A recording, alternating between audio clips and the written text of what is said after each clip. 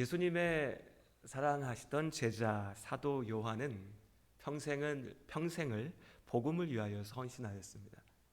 그리고 그 마지막 말년에 에베소 교회를 섬기면서 여생을 보냈죠. 그 에베소 교회에 전해져 내려오는 이야기, 전승에 따르면 이제 나이가 아주 많이 들었을 때 요한은 걷기도 힘들어져서 들것에 이렇게 몸을 뉘어서 젊은이들이 요한을 들것에 싣고 이렇게 들고 오면 그때 예배당에 이렇게 들어와서 몸을 일으키고 그래도 그 마지막까지 하나님의 말씀을 선포했다라고 얘기합니다. 그럼 그 요한, 예수님을 알았고 가장 가까이에서 경험했고 평생을 하나님의 일을 위해서 헌신했던 그 요한이 삶의 마지막 순간까지 외쳤던 그 말씀은 무엇일까 생각해 보면 요한은 그 마지막에 계속해서 같은 것을 선포했다라고 얘기하는데, 그러니까 막 여러 가지 다양한 설교를 한 게 아니라 한 가지만 선포했다고 해요. 그것이 뭐냐면 아이들아, 형제들아, 서로 사랑하라. 서로 사랑하라. 요한은 계속해서 이것을 외쳤습니다. 자신의 삶이 다할 때까지 그리스도의 사랑을 사랑하라. 사랑하라. 예수님의 사랑하시던 제자, 제 표현이 아니라 성경의 표현입니다. 예수님에게 사랑받던 제자 요한이었습니다. 예수님의 곁에 항상 머물러 있었습니다. 12제자라고 해서 예수님 가시던 곳에 항상 있진 않았습니다. 그 중에 때로는 절반 혹은 3명만 예수님 곁에 머물고 있었던 때도 있었죠. 근데 그 모든 때에 빠지지 않았던 이름이 바로 요한입니다. 얼마나 많은 것들을 보고 듣고 또 직접 경험했을까요? 수많은 신비를, 기적을, 영적인 능력을 직접 경험했고 행하기도 했습니다. 요한이요. 걷지 못하는 자를 일어나게 했고 병든 자를 낫게 했고 죽은 자를 살리는 능력이 그에게 있었습니다.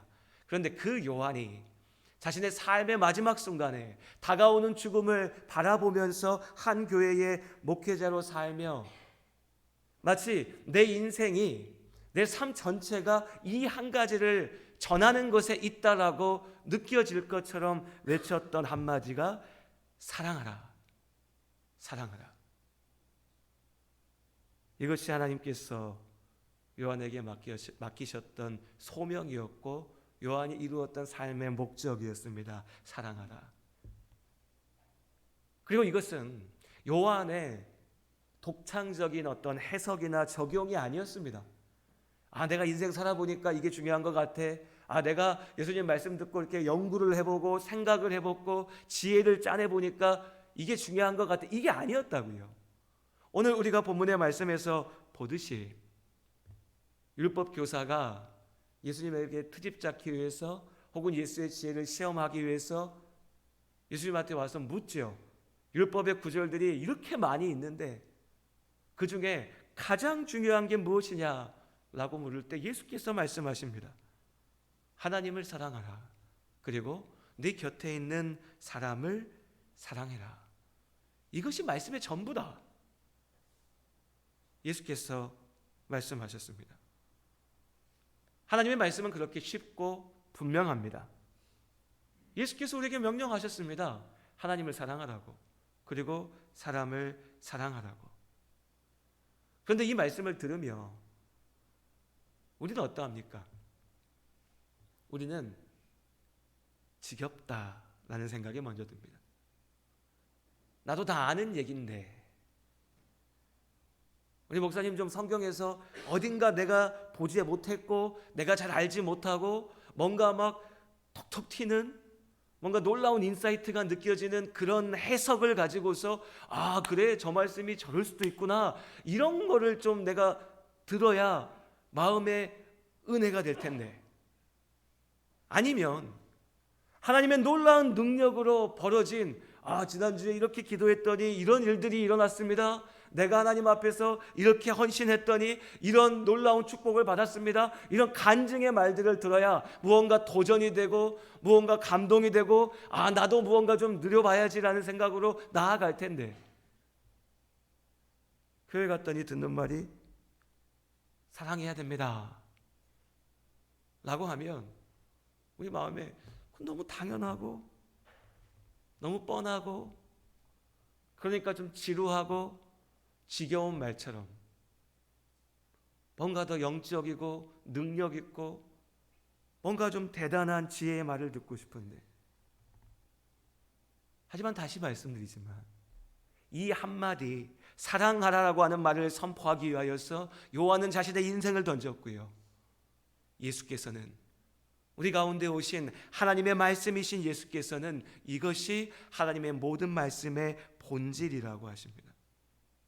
그리고 오늘 우리의 교회가, 우리의 가정이, 우리 각자의 삶이 하나님 앞에 하나님께서 약속하시고 주시는 명령하신 그 은혜의 축복으로 온전히 서지 못하는 이유, 온갖 문제들이 가득하고 갈등이 있고 죄의 시험이 여전하면서 무너지고 스스로 죽어가는 그 모든 문제의 이유는 우리가 무언가 대단한 말씀을 알지 못해서가 아니고요, 아직도 성경의 어떤 구절을 다 이해하지 못해서가 아니고요, 우리가 기적을 보지 못해서가 아니고 능력을 갖고 있지 못해서가 아니고,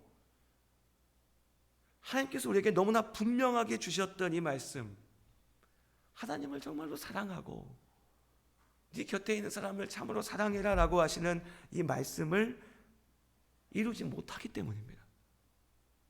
지루하다, 다 안다, 답답하다 라고 얘기하면서 정작 오늘 내 삶 속에 지금 나의 순간 가운데 내가 만난 사람들 앞에서 사랑보다는 미워하고 불편해하고 귀찮아하고 원망하고요, 하나님을 사랑하기보다는 하나님과 거래하려 하고 무언가 뜯어내려 하고 가지려 하고 누리려 하고, 결국 그 모든 관계들 속에, 하나님과 나의 관계든 사랑과 나의 관계든 그 모든 관계들 속에 내가 여전히 바라보는 것은 이 나밖에 없고 나의 욕망밖에 없으니 안 되는 겁니다.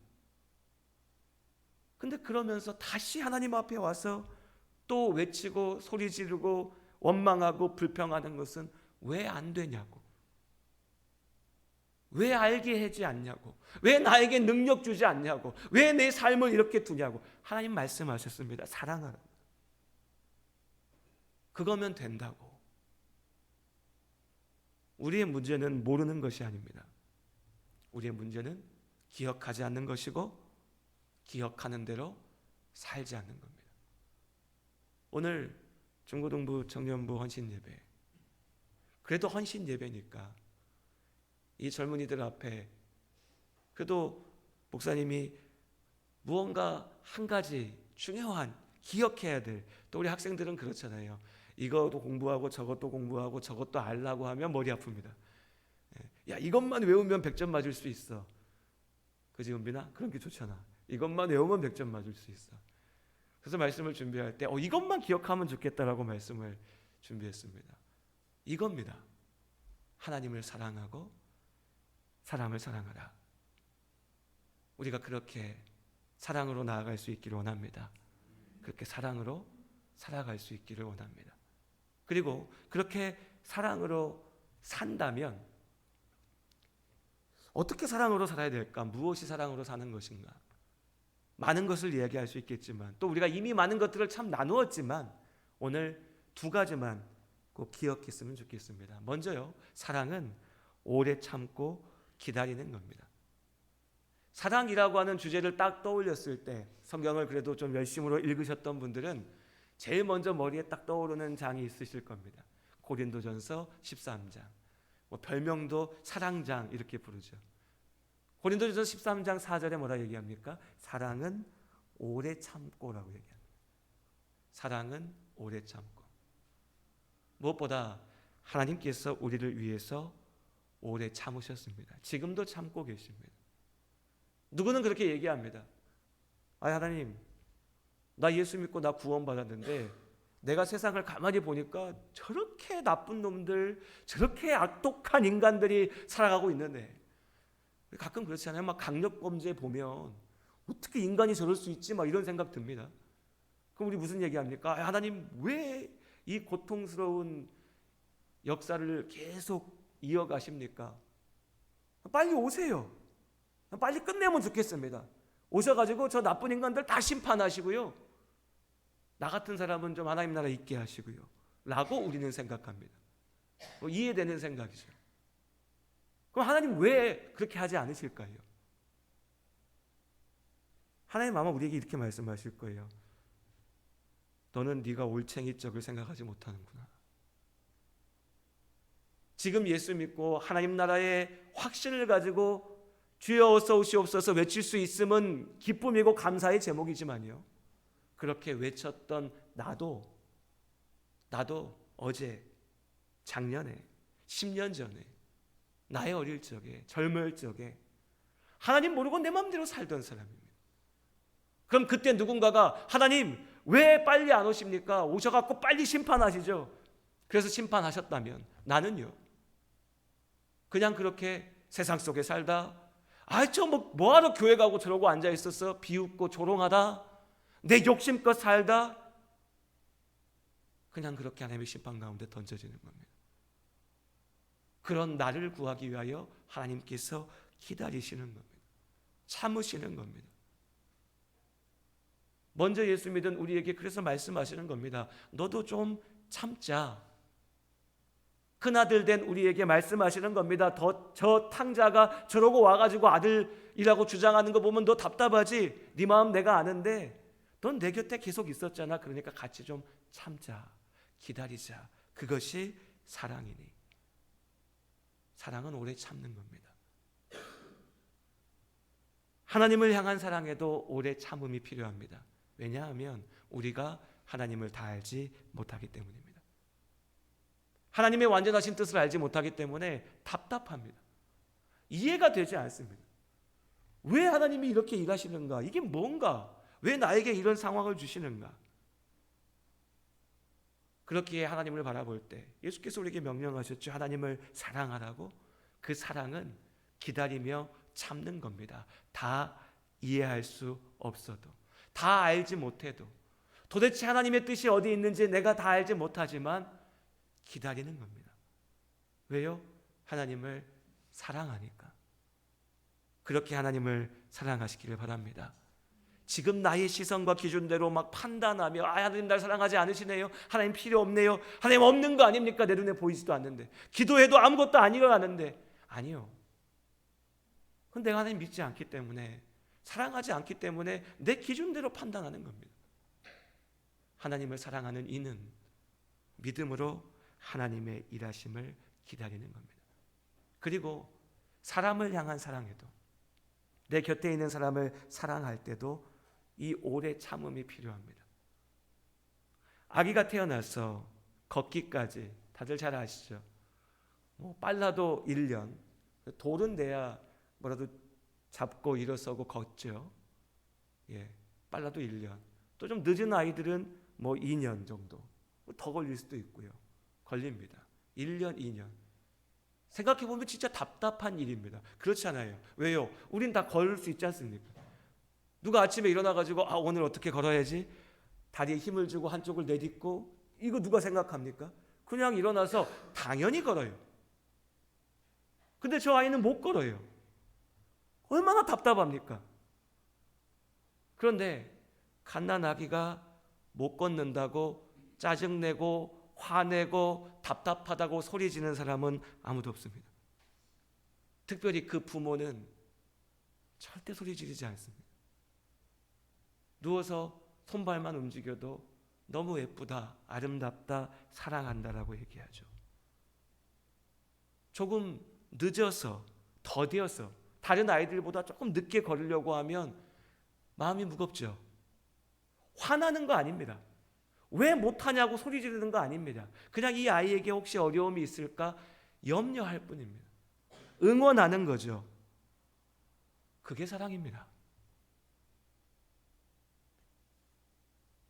유럽에 갔다가 들어오는, 귀국할 때 비행기에 탔는데 뒷자리에 타고 있는데 사람들이 우르르 들어오더니 제가 앉았던 좌석 주변에 쫙 앉더라고요. 솔직히 그러면 안 되는데 아직도 이렇게 인간이 덜 돼서 인간적인 마음에 조금 싫었어요, 순간. 조용히 오고 싶은데 단체가 오면 아무래도 좀 시끄럽고 이럴 수 있으니까 순간 그랬습니다. 그리고 한번 봤어요. 봤는데 이 단체 구성이 좀 특이해요. 젊은 친구들이 있고요. 주로 아들 남성들이었어요. 한 10대 후반, 20대 초중반. 이고 옆에 여성분들이 한 분씩 있어요. 근데 누가 봐도 어머니들인 것 같아요. 그러니까 엄마하고 아들하고 짝을 지어서 오는데 한 가정은 올 수도 있는데 여럿이 단체로 오는 거예요. 저 사람들은 뭘까 그냥 혼자 궁금해서 이렇게 가만 봤습니다.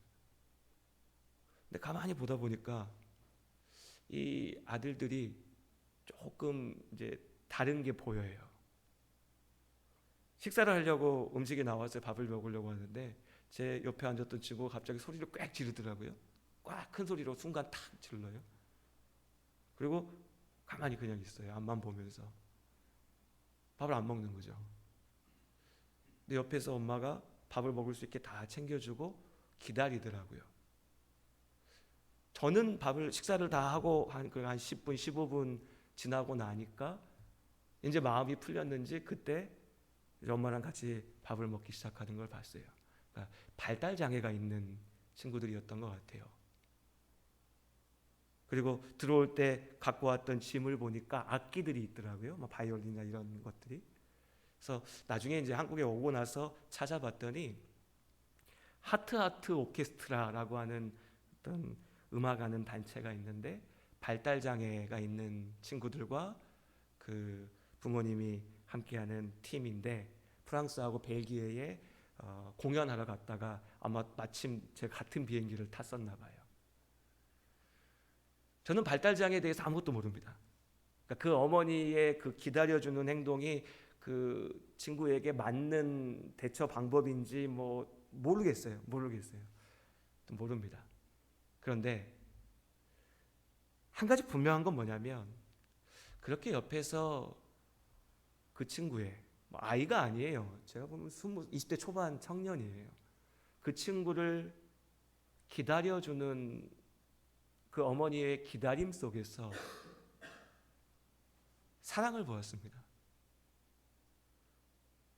왜 답답하지 않았겠습니까? 솔직히 화도 좀 날 것 같아요. 저도 부모니까. 우리 애는 왜 안 하지? 왜 이러지? 좀 창피할 수도 있고요. 사람들 앞에. 속상할 수도 있겠죠. 나 때문에 그런가 싶어서 괜한 죄책감에 시달릴 수도 있습니다.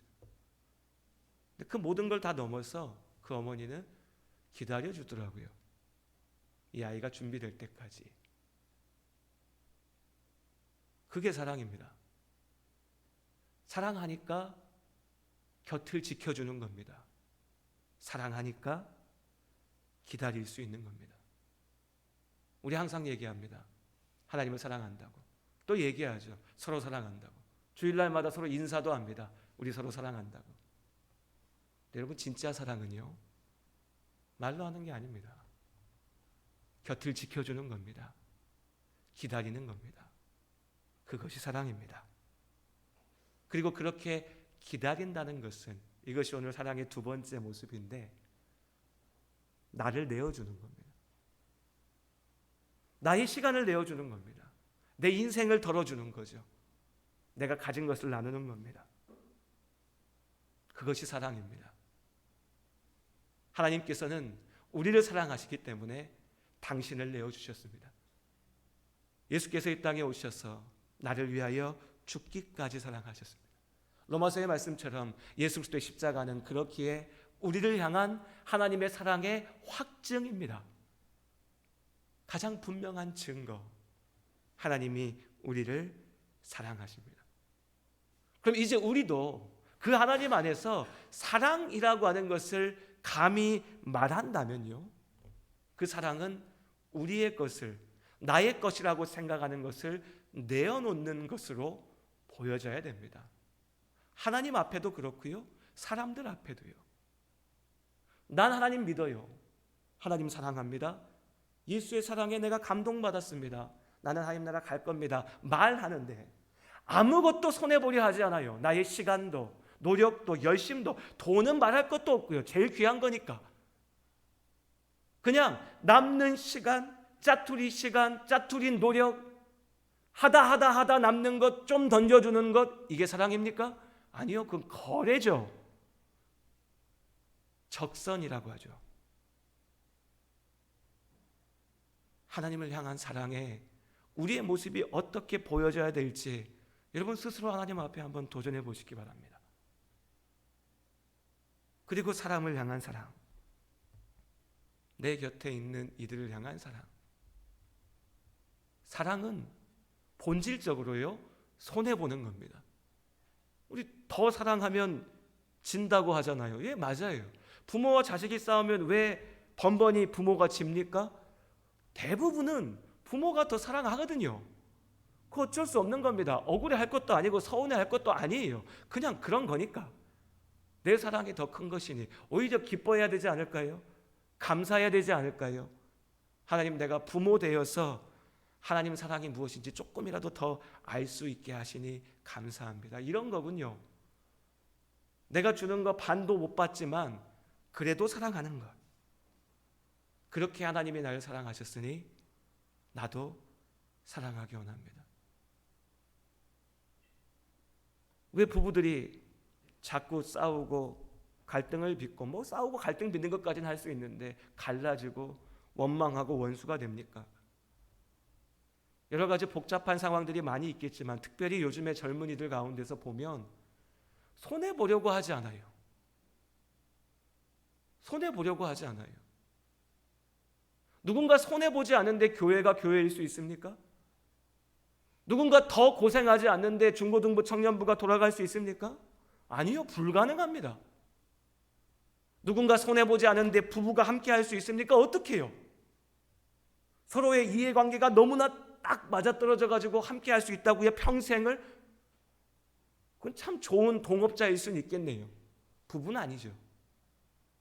사랑하니까 손해보는 겁니다. 사랑하니까 참는 거고요. 사랑하니까 맞춰주는 거고요. 기다리는 거고요. 그게 사랑입니다. 사랑은 손해보는 겁니다. 하나님을 사랑하는 우리 모든 성도님들, 하나님을 사랑하는 일에 손해보시기 바랍니다. 큰 손해가 아닙니다. 하나님은 더 큰 사랑으로 우리에게 채워주실 것이니, 사람을 사랑한다 얘기할 때 여러분 각오하십시오. 내가 손해봐야겠구나. 내가 무언가 내놓아야겠구나. 나누어야겠구나. 내 것을 줘야겠구나. 받지 못하겠구나. 그래도 괜찮다. 하나님이 나를 먼저 사랑하셨으니 그것이 사랑입니다. 그렇기 때문에 사랑하면 속상합니다. 사랑하면 힘듭니다. 괴롭습니다. 하기 싫습니다. 그렇게 사랑하기 힘들 때, 사랑하기 싫을 때 우리가 기억해야 될 것, 요한일서 4장 19절에 이렇게 얘기합니다. 우리가 사랑함은 그가 먼저 우리를 사랑하셨습니다. 사랑하기 힘들 때, 하나님을 사랑하기 힘들고요, 손해보는 것 같고요, 사람을 사랑하기 너무 힘들고요, 내가 저 인간을 언제까지 기다려야 돼? 내가 굳이 이 교회 때문에, 우리 그룹 때문에, 우리 청년부 때문에 손해봐야 돼? 고생해야 돼? 라는 마음이 들 때 이 말씀을 꼭 기억하시기 바랍니다. 우리가 사랑함은 그가 먼저 우리를 사랑하셨습니다. 내가 사랑함은 하나님께서 먼저 나를 사랑하셨기 때문이다. 우리가 먼저 받은 사랑을 기억할 때 우리는 비로소 사랑할 수 있습니다. 그렇게 하나님의 명령대로 하나님을 사랑하고 사람을 사랑하며 하나님의 사람답게 살아가는 우리 모든 성도님들, 특별히 우리 중고등부 청년들 될 수 있기를 주님의 이름으로 축복합니다. 기도하시겠습니다. 하나님,